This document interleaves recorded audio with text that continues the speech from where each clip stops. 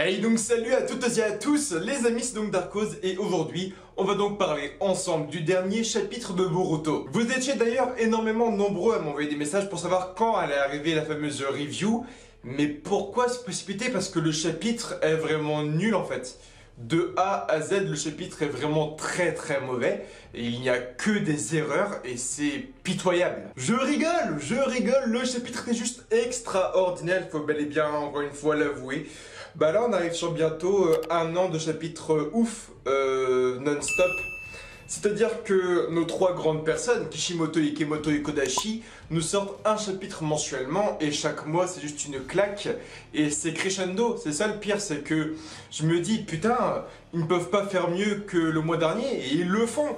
Et après je me dis mais ils ne peuvent pas faire mieux que le chapitre extraordinaire qui était déjà mieux que le mois dernier. Et ils le font. Aujourd'hui le combat Delta versus Naruto a bel et bien pris fin. Donc on va enfin pouvoir avancer encore une fois sur l'intrigue avec Kawaki, Naruto, les membres de Kara qu'on va encore une fois découvrir. Et il y a beaucoup de choses à dire via le nom des membres de Kara qui a encore une fois une signification et des secrets. On va voir tout ça ensemble aujourd'hui. Déjà dans les premières pages, Kawaki nous apprend une sorte de loi pour l'organisation Kara. Il ne faut jamais vouloir capturer vivant un membre de l'organisation Kara. Donc lorsque tu as vaincu un membre de l'organisation, tu le tues directement sans réfléchir. Il ne faut absolument pas le capturer. Aujourd'hui, c'est ce que Naruto veut faire avec Delta, la capturer, la ramener surtout je pense à Hibiki et Sai pour l'interroger et avoir des infos sur Kara, sur Jigen et les autres. Sauf que Delta va décider de passer par l'autodestruction, de ne révéler aucun secret et en même temps vouloir tuer Imawari, Kawaki, Boruto et Naruto dans la même occasion. On retrouve un peu ce parfum de Kisame dans la Katsuki qui avait donc mis fin à ses jours en se suicidant, en se faisant lui-même dévorer par ses requins. Là c'est un peu plus hard, ce n'est pas qu'un simple suicide, c'est de l'autodestruction qui en même temps veut tuer les ennemis autour. Donc c'est hyper intéressant comme développement et putain c'est hyper cool. Donc via cette information de Kawaki, on peut bel et bien comprendre aujourd'hui que chaque membre de l'organisation Kara oseront peut-être passer par de l'autodestruction ou du suicide badass. Ensuite, Kashin Koji explique que Naruto a une force juste complètement incroyable, mais la force actuelle de Naruto n'est pas suffisante pour vaincre Jigen. Et ça c'est incroyable parce qu'il y a maintenant quelques chapitres, on nous teasait et expliquait que Naruto était plus puissant que Jigen, que via la puissance monstre que pouvait avoir Naruto, Kawaki disait mais c'est fou, c'est quoi la puissance de cet Hokage? Et Kawaki disait sa puissance pourrait bel et bien surpasser Jigen. Et aujourd'hui, Kashin Koji nous dit voilà, la puissance de Naruto n'est pas suffisante pour vaincre Jigen. Mais alors qui a raison? Est-ce que c'est Kawaki ou est-ce que c'est Kashin Koji? Donc on sait que Kawaki était un réceptacle et que Kawaki a grandi une partie de son enfance avec Jigen en tant que sensei et père entre guillemets. Mais on ne sait pas depuis combien de temps Kawaki a vraiment fui le côté Kara. Du moins ce qu'on pourrait comprendre et envisager, c'est que Kawaki a vu une certaine force et puissance de Jigen pendant des entraînements. Mais peut-être que Kashin Koji, lui, a vu la véritable puissance maximale, entre guillemets, de Jigen. Donc, de ce qu'on peut comprendre, c'est que c'est Kashin Koji qui a raison. Il aurait vu un peu les dernières informations, les derniers stats, les derniers pouvoirs, en gros, de Jigen avec, pourquoi pas, le Kama. Et là, aujourd'hui, Kashin Koji nous explique une chose, c'est voilà, Naruto n'est pas assez puissant pour vaincre Jigen. Il galère un peu devant Delta, et Delta est le membre d'ailleurs le plus faible de l'organisation Kara. Donc en plus, on a eu un combat ultra badass entre Delta et Naruto, et en plus on nous rajoute une chose, c'est que Delta est la plus faible de l'organisation, donc sur les 8-9 membres qui existent aujourd'hui. Et en plus, Naruto est beaucoup trop faible pour vaincre le boss actuel. Alors que Naruto a la puissance donc des 9 démons inclus, il a un peu le pouvoir du Rikudo. Mais après ça reste à voir. Comme je vous l'ai dit, dans le combat contre Delta, Naruto ne se battait pas non plus à 100%. Il n'a pas utilisé le pouvoir des 9 démons inclus, il a juste utilisé rapidement le pouvoir de Son Goku. Donc le démon donc, de feu avec le Rasengan de magma. D'ailleurs, ma théorie sur le fait que Kashin Koji puisse bel et bien trahir Kara se vérifie et se concrétise de plus en plus, parce qu'encore une fois aujourd'hui on voit qu'on a un petit Kashin Koji qui explique que Boruto est la clé pour vaincre Jigen. Donc il dit voilà, Naruto n'est pas assez puissant pour vaincre Jigen, mais néanmoins Boruto avec le Kama il est la clé, pourquoi pas, pour nuire à Jigen. Donc Kashin Koji réfléchi quand même à un moyen, tu vois, de niquer Jigen. De plus, il était dit dans les anciens chapitres que Kashin Koji n'avait pas une confiance aveugle envers Jigen. Donc, c'est vraiment l'image que j'ai. C'est pour ça que j'avais eu un peu la théorie d'un Jiraiya il y a maintenant quelques mois. C'est parce que Kashin Koji n'est pas un membre stable et incroyable en fait de Kara. Et Kashin Koji pourrait bel et bien être un protagoniste. Donc j'entends par là que Kashin Koji pourrait bel et bien rejoindre dans le futur les rangs de Sasuke et Naruto. Parce qu'aujourd'hui il est carrément infiltré à Kara. Il a déjà tué un membre de Kara. Là il a un peu fait un coup de pute à Delta en le laissant mourir sans même intervenir. Kashin Koji est très très spécial. Il est très très spécial. Alors oui, aujourd'hui, il est possible que Kashin Koji soit un futur protagoniste et qu'il souhaite nuire un peu à Jigen. Pour quelle raison, on ne sait pas. Est-ce que Kashin Koji est un espion d'un autre village ou d'un... On ne sait pas. On ne sait pas, il y a beaucoup de questions actuellement sur Kashin Koji. Et pour moi, il est possible qu'on ait un jour un combat Kashin Koji versus Jigen. Parce qu'en plus, dans la suite du chapitre, on voit que Kara parle un peu de Kashin Koji, de ce qu'il a fait à Konoha, qu'il n'est pas intervenu, qu'il regarde un peu de loin et tout, qu'il se pose beaucoup de questions. Et Jigen est très interrogatif sur le cas de Kashin Koji. Il le regarde à plusieurs reprises, il fait Kashin Koji, il est un peu chelou, tu vois. Et à côté, Kashin Koji, lui, il fait Jigen, je me méfie de lui. Donc les deux se méfient l'un de l'autre. Ça va être un peu la guerre entre les deux, je le sens bien. Kashin Koji, c'est un espion dans Kara, et ça je l'ai dit il y a maintenant plusieurs mois. Ensuite, on passe également par Katasuki qui ne peut absolument pas ramener le bras donc de Kawaki à la vie entre guillemets, et on apprenait via les paroles de Delta que Amado lui pouvait régénérer son bras. Ce n'est pas mettre une prothèse, ce n'est pas lui mettre un outil ninja pour combler le manque, mais Amado avait la technologie pour carrément recomposer son corps et refabriquer son corps, comme si voilà, c'est vraiment redevenir de la chair. Donc Amado a encore une fois une technologie tellement avancée que Katasuke ne peut même pas réaliser le truc. Et encore une fois, on appuie sur un fait incroyable, c'est que l'organisation Kara et le côté de Amado disposent d'une technologie énormément avancée par rapport à Katasuke. Pourtant, Katasuke, dans les 5 grandes nations ninja, il est vu comme un génie, il est vu comme le mec, niveau technologie, le big boss. Même Orochimaru, je crois qu'il admire un peu Katasuke pour ce qu'il peut créer et tout. Et ça avait été dit dans un chapitre et dans des interviews. Mais aujourd'hui, Amado dispose d'un truc au-delà de tout ça. Je pense que c'est tout simplement la technologie Otsutsuki, le côté scientifique de Otsutsuki. Il ne peut pas en fait... avoir appris autre chose par rapport à Katasuke, d'autres éléments et tout. Pour moi, c'est maintenant une technologie qui n'est même plus terrienne, mais extraterrestre, parce que pour moi, Katasuke est au-delà de la technologie actuelle dans le monde des humains. Amado, moi, je pense qu'il a un lien avec Otsutsuki aussi, donc je pense qu'il a sûrement Urashiki, pourquoi pas, qui pourrait donner un peu des infos, des tuyaux, pourquoi pas, des informations sur la technologie Otsutsuki. C'est largement possible. D'ailleurs, on apprend que chaque prothèse donc mise à un shinobi est unique au shinobi. En fait, voilà, une prothèse pour Naruto 7ème Hokage, c'est la prothèse de Naruto 7ème Hokage. Elle ne peut pas être mise à quelqu'un d'autre. C'est connecté à du chakra, c'est connecté au shinobi et tout. Donc chaque prothèse pour chaque shinobi.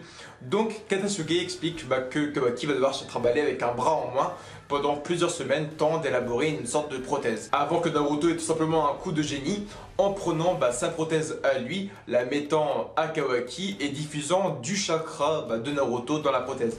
Parce que la prothèse ne peut absolument pas marcher sans le chakra du shinobi à laquelle elle était infectée de base. Et donc Naruto va tout simplement lui donner du chakra en continu.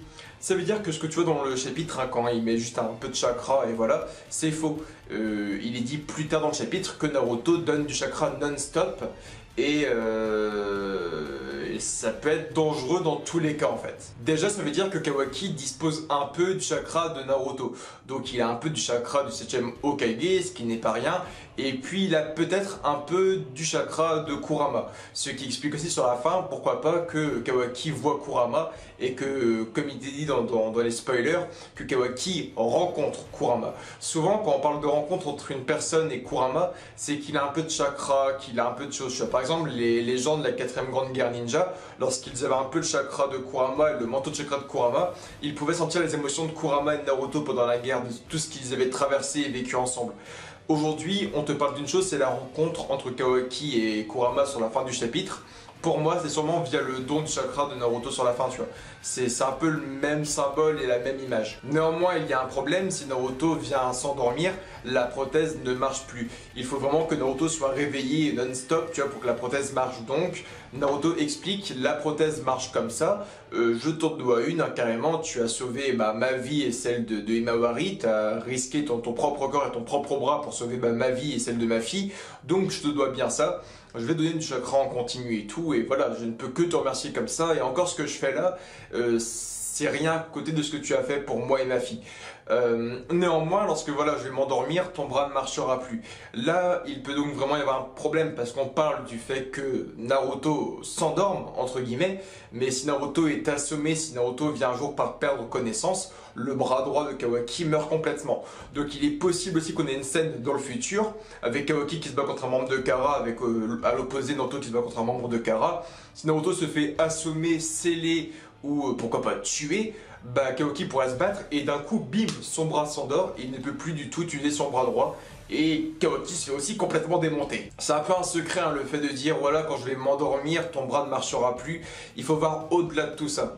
Ok, il pourrait s'endormir, mais il pourrait aussi perdre connaissance, comme être dans un genjutsu et j'en passe.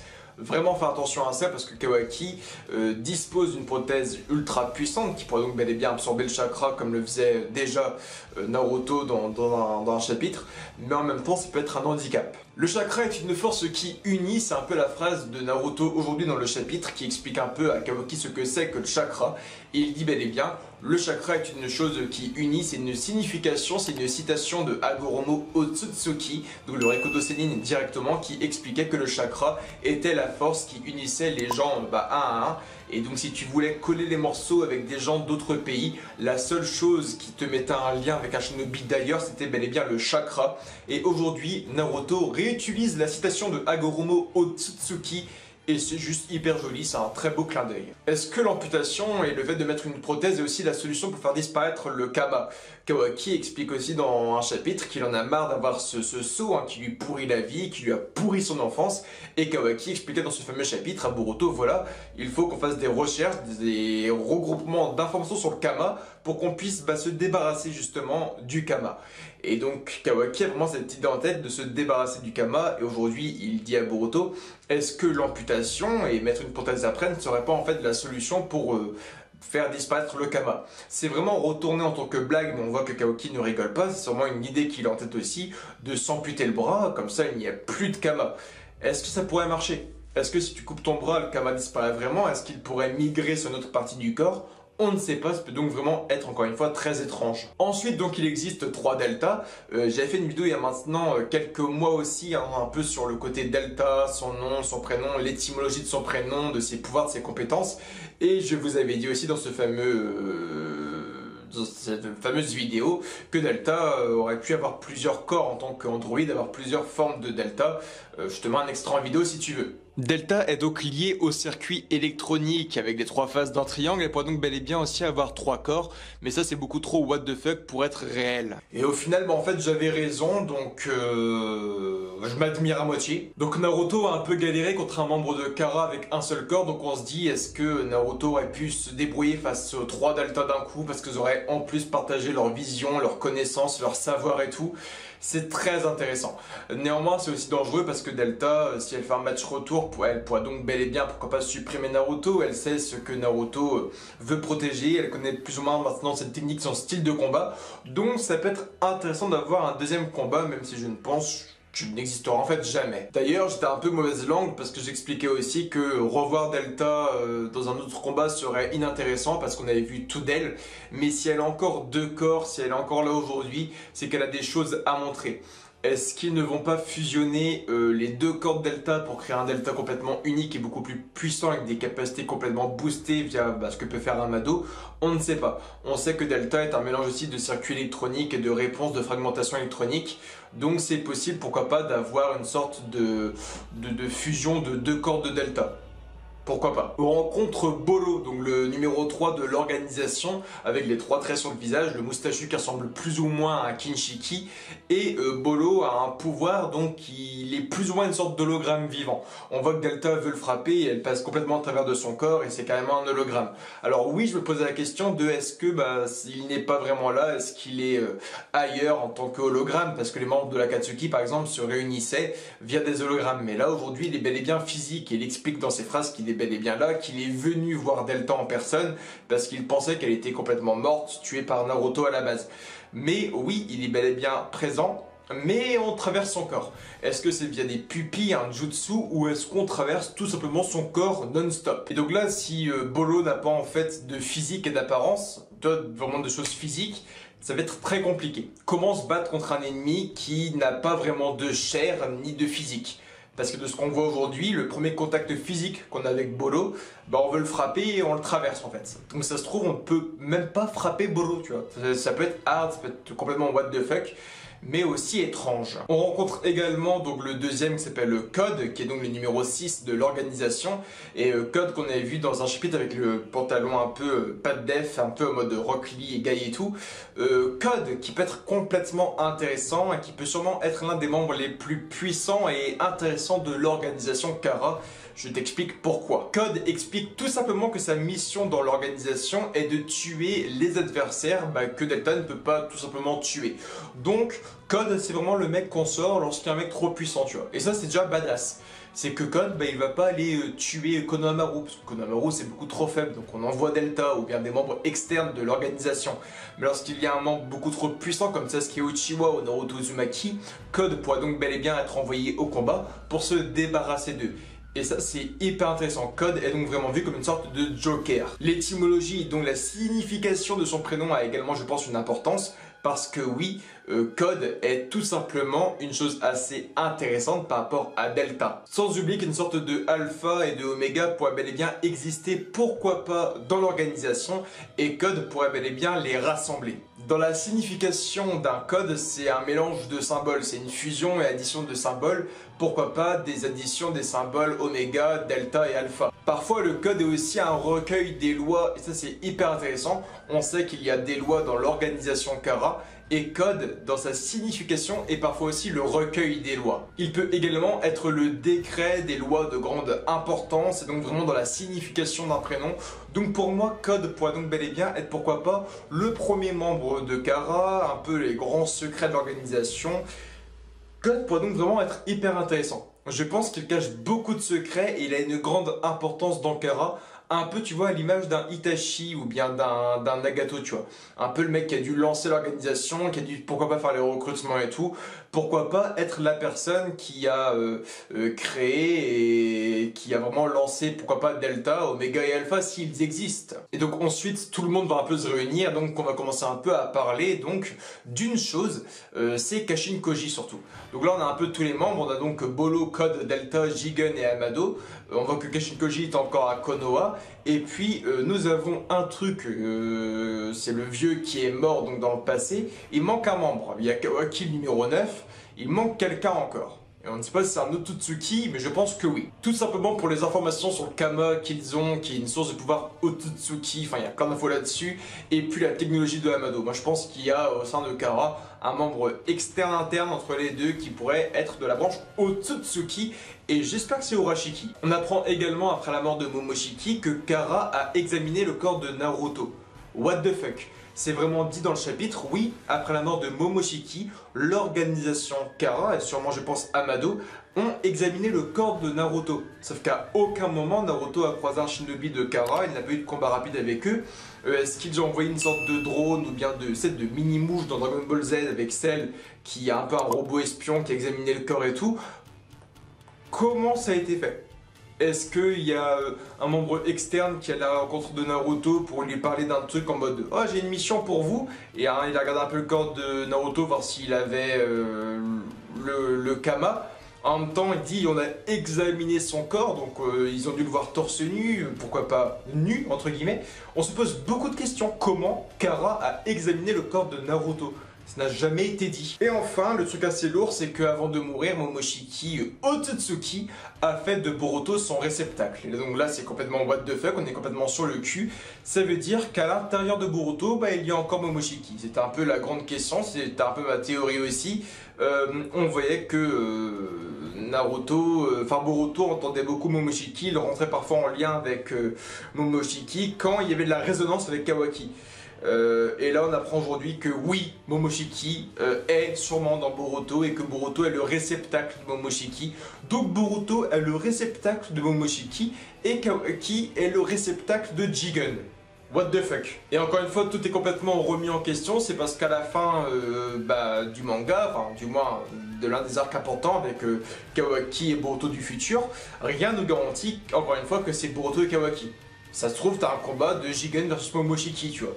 Parce que Boruto et Kawaki ne sont que des réceptacles. Chose toute bête, Naruto explique aussi que s'il protège autant Kawaki aujourd'hui, c'est qu'il se reconnaît en Kawaki, via comment Kawaki est dans son comportement, via sa froideur aussi. Naruto se reconnaît dans Kawaki, donc il veut le protéger. C'est hyper stylé aussi. Encore une fois, il y a un parallélisme qui va se créer parce que Kawaki va rester à Konoha. Kawaki va devenir un shinobi, il va commencer à s'entraîner au katon, au ninjutsu, au lancer de shuriken, à rentrer un peu dans le groupe de Inojin avec Shikada et Boruto, à ouvrir des cartes, avec la carte de Minato, la carte de Naruto, à faire des échanges de cartes SSR, c'est hyper stylé. Mais à la fois, on voit que Kawaki va surtout et avant tout devenir l'élève, le premier élève, le premier vraiment disciple de Naruto Uzumaki. Je ne compte pas Konohamaru qui était un peu l'élève qu'on entraînait quand on avait le temps. Là vraiment on voit qu'il y a plusieurs pages où ils se sont entraînés pendant plusieurs jours, plusieurs semaines et tout. Et oui, c'est assez impressionnant. On voit qu'il y a une chose, c'est que Kawaki devient l'élève de Naruto. Et c'est cool, parce que Kawaki a le Kama sur le bras droit, Boruto, le Kama sur le bras gauche, Boruto, élève de Sasuke, Kawaki, élève de Naruto. Il y a un parallélisme incroyable, même via leur histoire, leur passé, comment ils ont vécu, c'est parallèle, ça se suit. Et c'est beau, putain. Les dernières planches sont juste complètement sublimes lorsque Kawaki répare le vase avec de la colle, il recolle les morceaux, on voit qu'il s'entoure de personnes qu'il aime et tout. Et la rencontre avec Kurama, donc il veut aller chercher un morceau de vase qu'il a laissé dehors ou dans la cuisine, parce que il est en train de fuir le vase. Et Kurama fait par contre, non, quand Naruto dort, tu poses ton cul ici, quoi. Waouh, incroyable. D'ailleurs, je crois, si j'ai bien remarqué, que Kawaki répare le vase tranquillement, alors que son bras est censé être complètement off, normalement, lorsque Naruto dort. Mais ça, on va passer outre. Le chapitre est juste complètement incroyable, donc il s'est passé énormément de choses. On peut bel et bien comprendre qu'après la mort de Delta, en fait, quand Delta meurt, qu'elle se fait autodétruire, il y a l'autre Delta qui se réveille, qui pète le cercueil de Amado. Là, il y a la réunion. Sauf qu'il se passe donc plusieurs semaines, pourquoi pas plusieurs mois, lorsque Kawaki s'entraîne avec Naruto, qu'il est avec Shikada, qu'il s'entraîne avec Sarada aussi. Qu'a fait l'organisation Kara pendant tout ce temps? Est-ce que Kashin Koji a passé plusieurs semaines et mois à Konoha à les surveiller et tout? On ne sait pas. Ça, c'est aussi un grand mystère, c'est qu'on a passé plusieurs longues semaines avec Kawaki pendant un entraînement, à voir leurs liens se tisser et tout.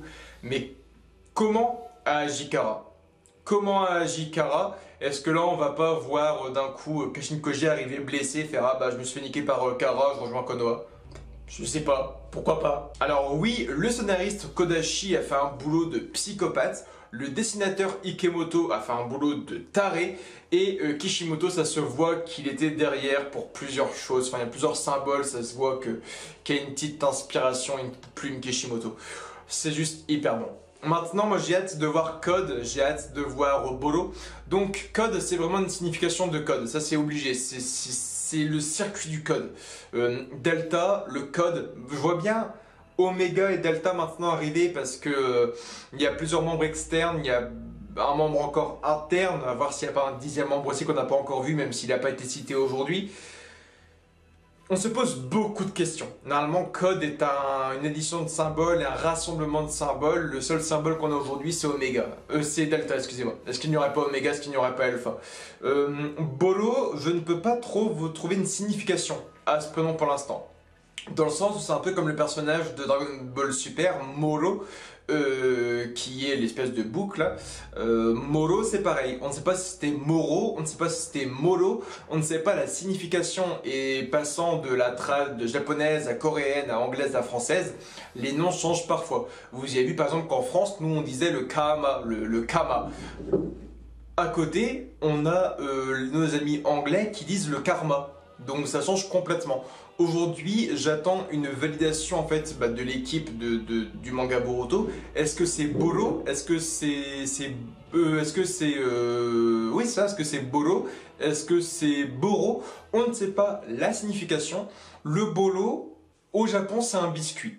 Donc je ne sais pas trop comment ça peut se faire. Est-ce que c'est un homme biscuit? Je ne pense pas. En tout cas, quand j'aurai plus d'informations, je reviendrai vers vous avec de nouvelles vidéos.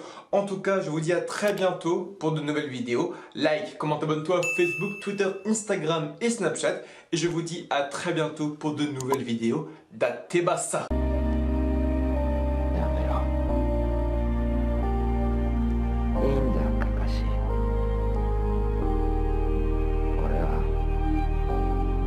ダメみたいだ。体の右側はほとんど潰れちまって感覚すら